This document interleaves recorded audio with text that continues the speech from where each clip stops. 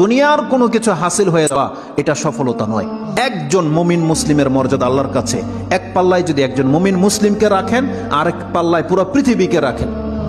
কেউ যদি পুরো পৃথিবীকে ধ্বংস করে দেয়, এটা আল্লাহর কাছে অত বড় অপরাধ নয়। একজন মুমিনকে যদি কেউ হত্যা করে, এটা যত বড় অপরাধ।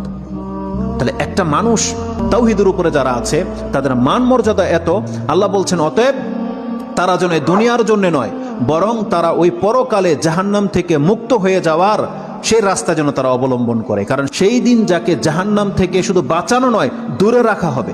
ওয়াউদখিলাল জান্নাহ, আর যাকে জান্নাতে প্রবেশ করিয়ে দেওয়া হবে, আল্লাহ বলছেন ফাকাদ ফাজ, এই হলো সফল কাম।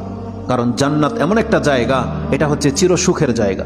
একবার শুধু কোনো ব্যক্তিকে জান্নাতে ঢুকিয়ে দিলে জীবনের যত পেরেশানি আছে সব দূর হয়ে যাবে, সব দূর হয়ে যাবে। তাহলে পরকালের ব্যাপারটা হচ্ছে এমন। আল্লাহ বলতেছেন সেই দিন যাকে জান্নাতে ঢুকিয়ে দেওয়া হবে, আল্লাহ বলছেন এই ব্যক্তি